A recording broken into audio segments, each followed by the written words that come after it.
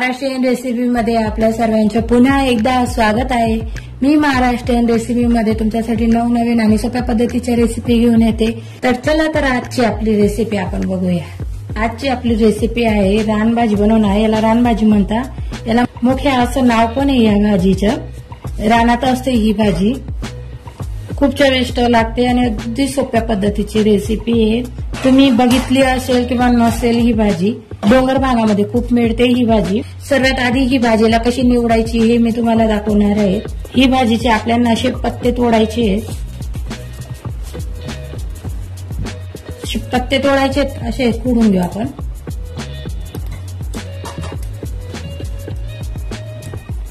अशा प्रकारे आपल्याला असे पत्ते पत्ते तोडून घ्यायचे त्या भाजीचे। पूर्ण भाजी अशी निवडून घेऊ आपण। बघा इथे मी ही भाजी पूर्ण खुडून घेतलेली, पानं पानं तोडून घेतलेले आहेत मी सर्व। कवड्या काड्या असेल तर तुम्ही कवड्या काड्या तोडू शकता। आता हिला स्वच्छ धुवून घेऊ आपण पाण्यामध्ये, कारण की रानभाजी आहे, रानात कसे कीटक वगैरे असतात, ते स्वच्छ पाण्यात आपण आधी हिला धुवून घेऊ।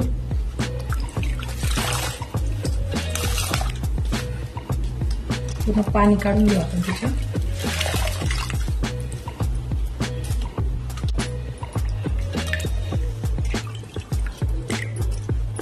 पण इथं भाजी धुवून घेतलेली आहे, आता हिला कट करून घेऊ।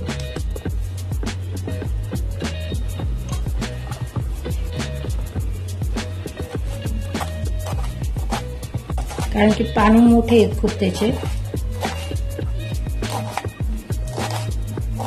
अशा प्रकारे आपण कट करून घेऊ।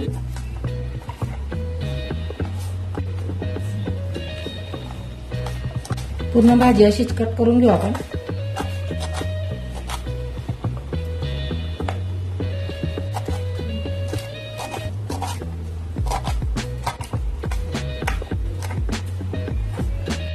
पूर्ण भाजी आपण इथं चिरून घेतलेली आहे। या भाजीला आपल्याला बॉईल करायचं आहे। इथे मी आधीच पाणी गरम करायला ठेवून दिलेलं होतं।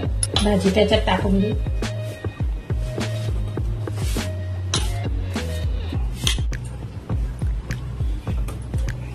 बॉईल म्हणजे फक्त 1-2 मिनिटं आपल्याला ती भाजी त्याच्यात परतून घ्यायची गरम पाण्यात।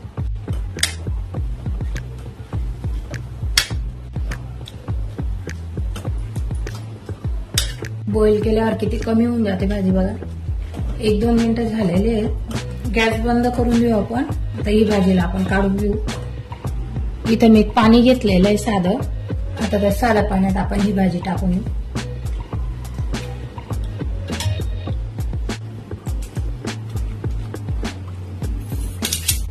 इथं मी थंड पाण्यात घेऊन घेतलेली ही भाजी।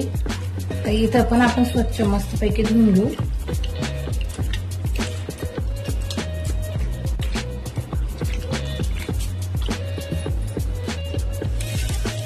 या भाजीला तोडून घेऊ आपण। पूर्ण पाणी काढून घ्यायचे आपल्याला।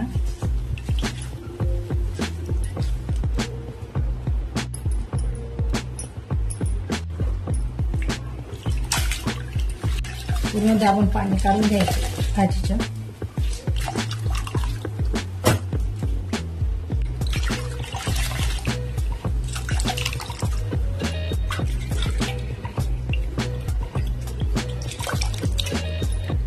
सर्व पाणी काढून घेतलेले मी भाजीचे।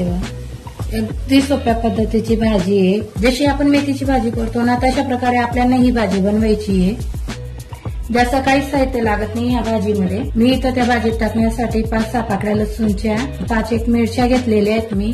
तिखट मिरच्या घेतलेल्या आहेत, तुम्ही तुमच्या चवीनुसार घेऊ शकता। जिरं घेतलेलं आहे मी इथं 1/2 चमचे। चला तर मग बघूया ही भाजी कशी बनवायची। इथं मी आधीच कढई तापवायला ठेवलेली होती।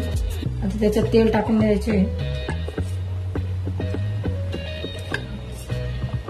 मी 2 अडीच पडी एवढं तेल टाकते। तेल चांगलं तापू द्यायचे। जशी मेथीची भाजी करतो ना आपल्याला, तशा पद्धतीची ही भाजी बनवायची आहे। अगदी सोपी पद्धत आहे, जास्त काही लागत नाही। तुमच्याकडे ही भाजी बनवता का मला नक्की कमेंट करून सांगा।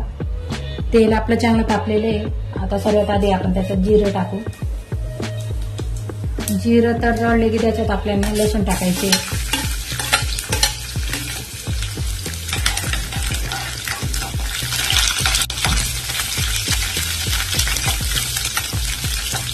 लसूण निकडले गेले, आता आपण मिरच्या टाकू। मिरची तुम्ही तुमच्या आवडीनुसार कमी जास्त करू शकता, पण पालेभाज्यांमध्ये थोडी तिखटच छान लागतं. मिरची छान आपल्याला परतून घ्यायची आहे. मिरची तळल्या गेल्या आहेत आपल्या. आता आपली धुतलेली भाजी आपण त्याच्यात टाकून घेऊ.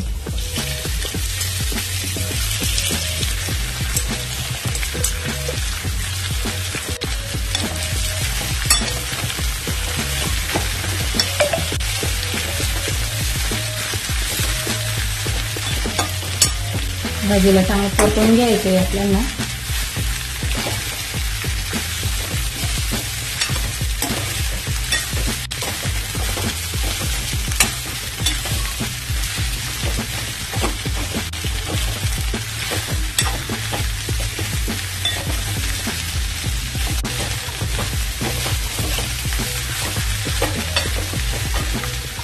आता चवीनुसार मीठ टाकून घेऊ आपण.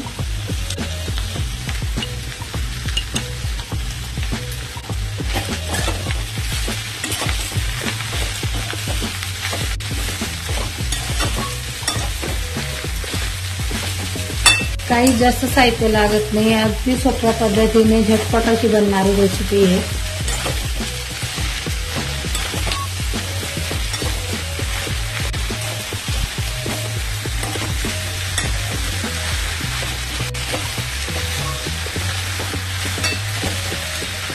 तर गॅसची फ्लेम आपण कमी करून देऊ आणि भाजीला थोड्या वेळ झाकून देऊ. चेक करू आपण आपली भाजी शिजली की नाही. किंवा रंग बदललेला आहे भाजीचा.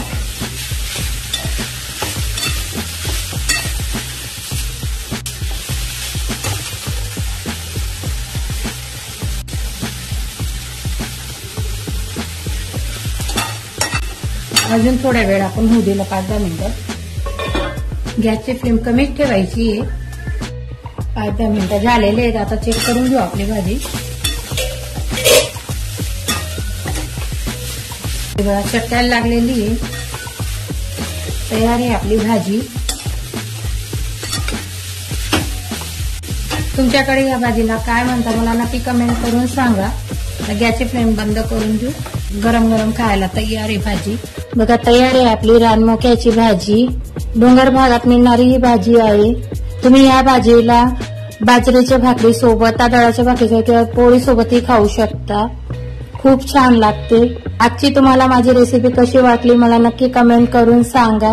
आणि माझे चॅनल महाराष्ट्रीयन रेसिपीला नक्की लाईक करा, शेअर करा आणि सबस्क्राईब करायला विसरू नका. आणि बेल आयकॉनचे बटन दाबा, जेणेकरून तुम्हाला माझ्या अशा नवनवीन आणि सोप्या पद्धतीच्या रेसिपी बघायला मिळतील. थँक्यू.